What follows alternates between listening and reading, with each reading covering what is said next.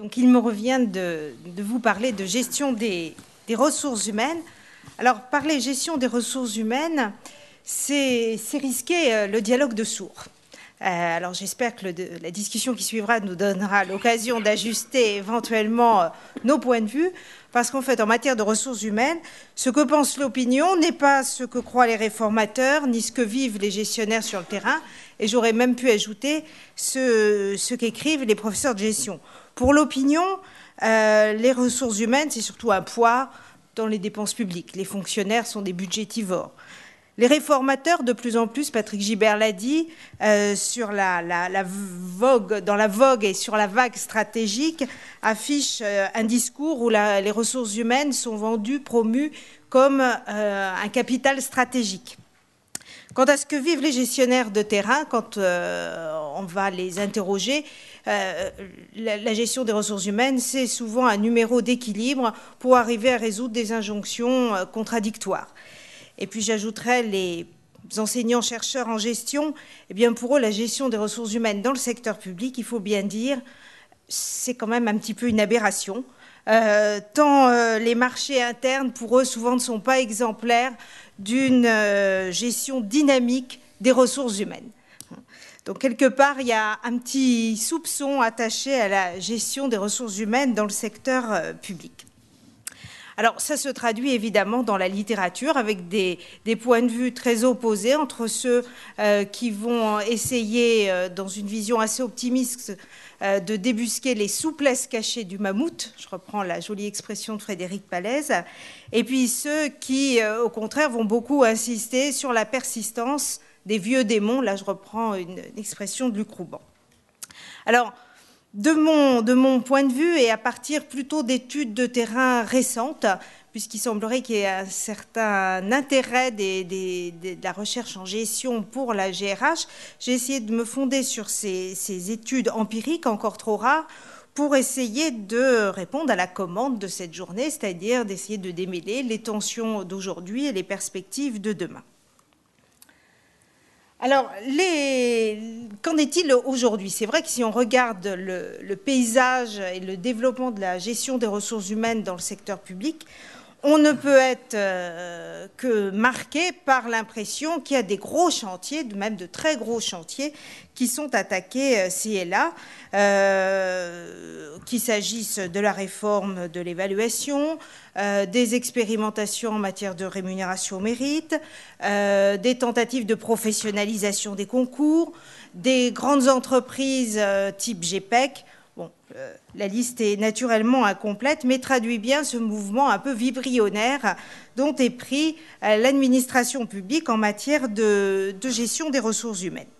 Alors, de mon point de vue, et à travers ce foisonnement, on voit se dessiner quelques principes. Il y a trois traits caractéristiques que je retiendrai.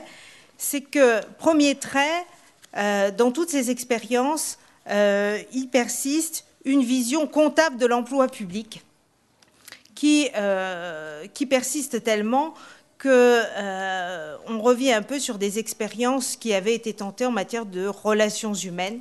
Toutes les réflexions en matière organisationnelle ou de relations humaines sont un peu passées sous silence et on sent une pression très forte des impératifs budgétaires. Deuxième trait assez marquant, c'est que le développement de la gestion des ressources humaines s'accompagne de la montée en puissance d'un discours, que j'ai appelé le discours évolutionniste, selon lequel on serait passé d'une gestion administrative à une gestion stratégique des ressources humaines. C'est d'ailleurs un trait qu'on retrouve dans la littérature, même dans la littérature sur les développements de la fonction RH dans le secteur privé. Donc là, on serait soumis à cette même tendance inexorable, l'évolution vers une GRH stratégique. Et puis, troisième point marquant, c'est ce que j'ai appelé l'avènement des machines de gestion, dont les plus emblématiques me semblent les systèmes d'information de ressources humaines et également les grands montages autour de la gestion prévisionnelle des emplois et des compétences. Donc, ces grandes machines de gestion qui se mettent en place, souvent au niveau central et de façon très, très planifiée. Alors, dans ce paysage assez foisonnant et autour de ces trois points, Il peut y avoir une vision optimiste qui serait de dire, bah, ça y est, on va enfin vers ces formes, des pratiques nouvelles de gestion des ressources humaines, mais on sent quand même quelques points de fragilité. Alors, parmi les points de fragilité sur lesquels je mettrais volontiers l'accent, il y a un point qui me semble un préalable important à lever, c'est l'organisation de la fonction RH. La division du travail. En matière de gestion des ressources humaines, il me semble qu'il y a encore, du moins dans les administrations que j'ai pu visiter ou ausculter d'un peu près, il y a encore un grand flou dans la distribution des rôles entre les acteurs qui sont amenés à intervenir en matière de gestion des ressources humaines. Pour les administrations d'État, que fait le centre? Que font les acteurs périphériques? Que font les spécialistes RH, qui d'ailleurs sont de plus en plus nombreux? Qu'est-ce qui revient aux managers de proximité? Toutes ces questions, en général, ne sont pas éclaircies. Et je dirais, les questions pour les administrations d'État se posent avec encore plus d'acuité avec la mise en œuvre de la LOLF, puisqu'on prétend donner plus de responsabilités aux managers. Il y a un volet responsabilisation important, mais qu'en est-il de la RH? Ce point n'est pas vraiment éclairci.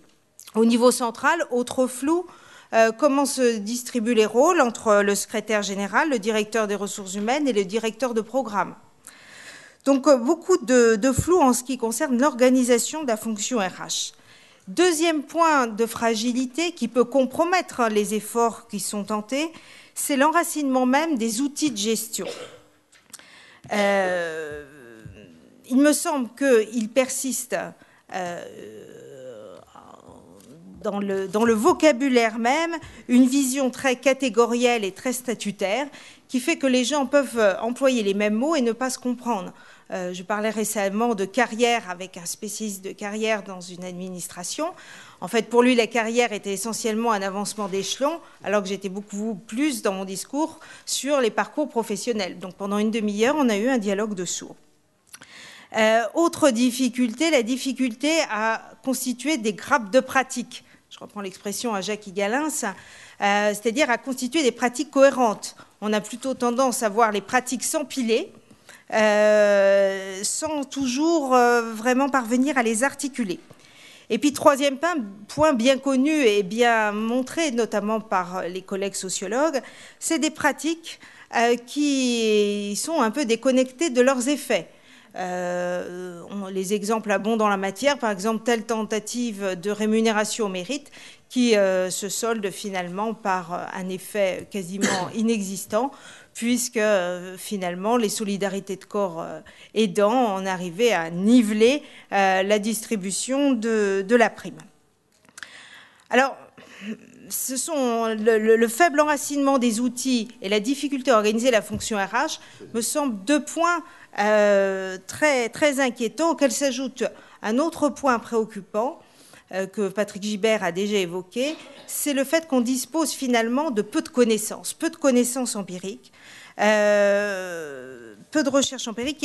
En 2006-2007, la DGAFP, le ministère de la fonction publique, a mené un séminaire en matière de GRH et ceux qui ont conduit le séminaire notaient dans leurs conclusions qu'en fait, il n'avait que de rares études descriptives et en tout cas peu d'études susceptibles d'expliquer la complexité des phénomènes.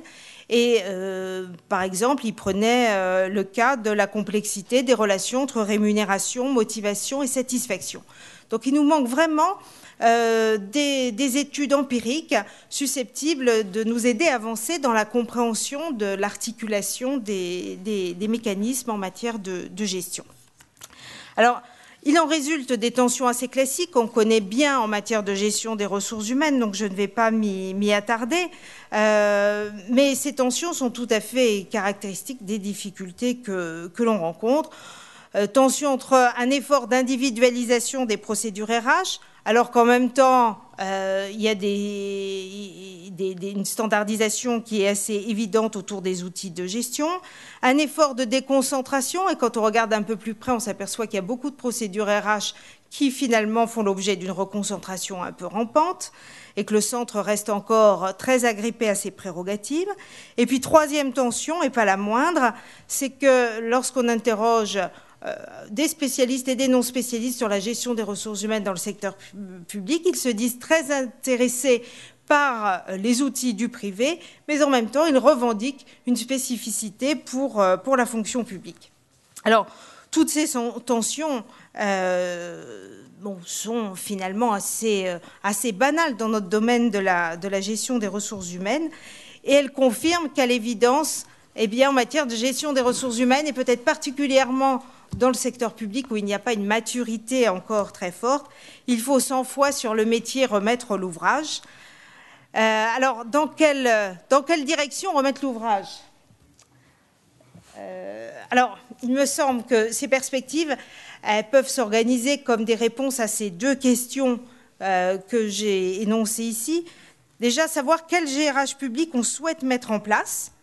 Et puis, deuxième question préalable à lever, quelle place demain pour la GRH publique ? Quel GRH public mettre en place ? Ça pose la question des contenus et des contours de la GRH. Jusqu'où aller ? Est-ce que vraiment on s'exonère de la gestion administrative pour aller sur d'autres terres de la GRH ? Quel contour pour la GRH ? Cela dépend évidemment des choix organisationnels qui seront faits. Tout à l'heure, Patrick Gibert évoquait, par exemple, les choix en matière d'externalisation. Je reprendrai un autre terrain qui, à mon avis, est je pense, est assez peu étudié, c'est les partenariats publics-privés. Quel GRH supporte ces partenariats ? Finalement, j'ai l'impression qu'on a là des points un peu aveugles, et peut-être la réflexion nous aiderait à progresser si on regardait comment se mettent en œuvre ces nouvelles configurations organisationnelles. Et puis, troisième point, lorsqu'on parle de la nature de la GRH que l'on souhaite pour la fonction publique de demain, évidemment, c'est un point que je laisse ouvert sans doute à notre discussion de tout à l'heure, mais c'est de savoir quel type de lien on souhaite mettre en place entre les agents publics et leur institution. Voilà, alors deuxième perspective autour d'une deuxième question, quelle place demain pour la GRH ? Il me semble que là, il y a deux pistes qui pourraient être ouvertes, dont on pourrait tirer profit. Déjà, des occasions d'échange comme la journée d'aujourd'hui sont beaucoup trop rares. Je crois qu'il faut faire circuler beaucoup plus les savoirs entre les professionnels de la gestion des ressources humaines et puis les chercheurs. Et il y a aussi, alors là, ça reste assez incantatoire et ça reste un peu pieux, mais il reste à trouver des moyens d'installer véritablement la GRH au cœur de l'action publique. Pour m'intéresser à la GRH depuis quelques années, ce qui est particulièrement marquant, c'est la propension qu'a cette sous-discipline de la gestion, finalement, à se regarder un peu le nombril et à ne pas penser la gestion des ressources humaines au service de l'action publique. Et ça se traduit finalement aussi bien dans des dérives, aussi bien chez les chercheurs que chez les praticiens, discours très, très centrés sur lui-même. Alors, je proposerais volontiers qu'on sorte un petit peu de cette réflexion égocentrique pour justement essayer de réfléchir aux moyens d'installer la GRH au cœur de l'action publique, peut-être en partant de choses très simples. J'en discutais à table tout à l'heure avec certaines personnes, je crois, qui sont dans la salle. Essayer de partir de quelques projets structurants et voir comment on peut innover en matière de GRH au service de projets structurants de quelques administrations. Autre chose à faire, c'est essayer de connecter les évaluations de politique publique et la GRH. Je pense à une évaluation à laquelle j'avais participé il y a quelques années sur la politique de l'eau, qui avait produit des résultats très intéressants. En même temps, on n'en a jamais tiré parti sur tout ce qui était dit en matière de compétences à développer en matière d'hydrologie.